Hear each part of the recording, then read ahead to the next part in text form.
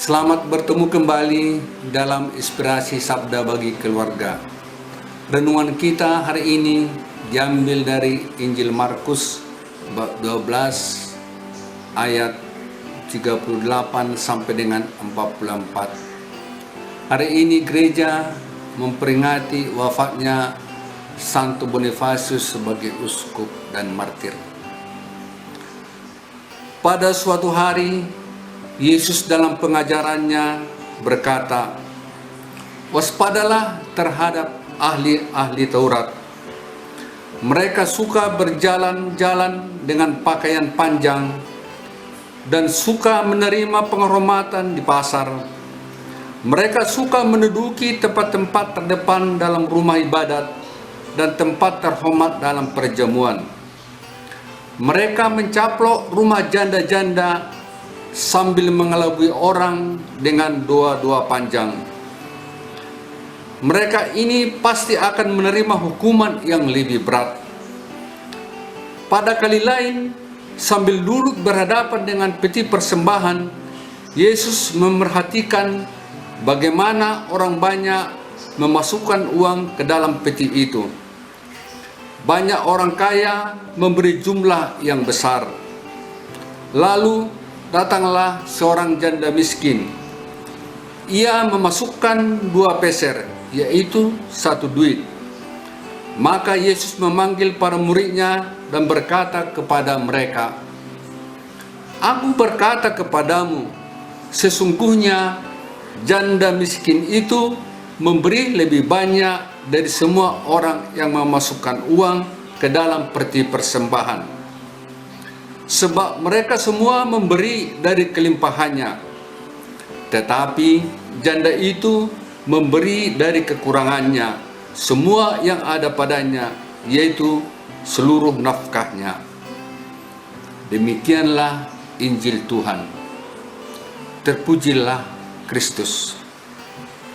Saudara-saudari yang terkasih dalam nama Tuhan kita Yesus Kristus, tema dari renungan kita hari ini, berani mengatakan kebenaran. Dalam setiap persidangan di pengadilan, salah satu pembuktian selalu dipanggil para saksi. Jaksa sebagai penuntut umum dan pembela daripada terdakwa diberikan kesempatan untuk menghadirkan saksi. Saksi ada 2. Yang pertama, saksi fakta. Saksi fakta ini adalah orang yang melihat, mengetahui, mendengar dengan jelas tentang keadaan daripada kondisi daripada perkara. Sedangkan saksi ahli adalah seseorang karena dalam bidangnya mempunyai pengetahuan untuk menjelaskan dan menerangkan keadaan tertentu yang berhubungan dengan perkara tersebut. Kebenaran dari kesaksian para saksi sangat dibutuhkan oleh hakim untuk memutuskan suatu perkara. Itulah sebabnya para saksi diambil sumpah sesuai dengan iman dan kepercayaan para saksi. Menjadi saksi dituntut untuk mengatakan kebenaran walaupun penuh resiko dan penuh ancaman.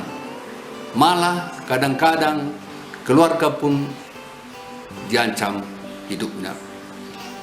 Saudara-saudari yang terkasih, untuk menyuarakan kebenaran sangat susah pada zaman sekarang ini.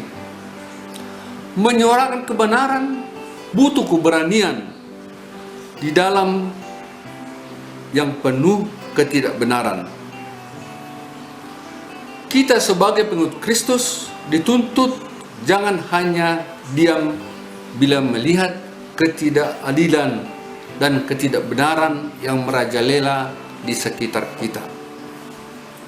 Sikap Yohanes Pembaptis bisa kita contoh. Ia tidak takut menegur Raja Herodes yang telah menceraikan istrinya dan mengawini Herodias yang merupakan istri dari saudaranya. Dapat kita lihat pada Injil Markus bab 6 ayat 18. Tidak halal engkau mengambil istri saudaramu. Tujuan Yohanes Pembaptis adalah agar Raja Herodes insaf dan berbalik ke jalan yang benar. Saudara-saudari yang terkasih, dalam perjalanan sebuah bus terdapat 3 orang preman. Supir bus adalah seorang gadis yang cantik. Ketiga preman tersebut menggodain si supir yang cantik ini. Salah seorang mencoleknya sehingga bus ini oleng.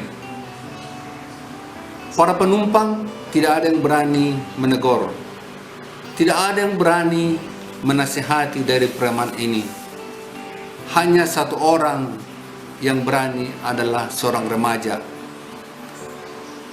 Dengan halus ia menegur, katanya, "Bang, tolong bang, jangan diganggu supir kita, nanti kita celaka," katanya.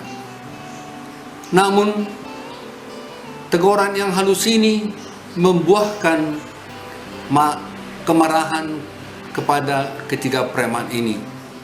Preman ini melukai, memukul si anak remaja tersebut dan memaksa si supir bus ini untuk memberhentikan busnya dan menurunkan si anak remaja ini di tengah jalan. Ketika mereka mau berangkat lagi, salah seorang dari preman ini mengambil kemudi daripada supir cantik ini. Si supir cantik tidak mau menyerahkan, namun keadaan terpaksa si supir cantik ini menyerahkan kemudi dan mereka disupiri oleh salah seorang dari preman tersebut. Dengan ugal-ugalan si supir ini membawa mobil ini. Akhirnya bisnya jatuh ke jurang dan mereka semua tewas dan mati. Menjadi kesimpulan dari cerita ini, karena si anak remaja ini berani mengatakan kebenaran, makanya dia selamat. Dalam Injil hari ini, Yesus mengatakan kebenaran atas hidup para ahli Taurat yang penuh kemunafikan. Yesus mengajarkan agar kita waspada dengan hidup kemunafikan. Sudah waktunya kita memberitakan kebenaran firman Tuhan. Sudah saatnya kita menyatakan kebenaran dan menegur yang salah dan memuji yang benar. Mari saudara-saudara, kita mulai dari keluarga kita masing-masing. Kita tidak perlu takut mengatakan kebenaran, karena Tuhan akan melindungi kita dan kuasa Tuhan yang menjangkau hidup keabadian kita. Amin.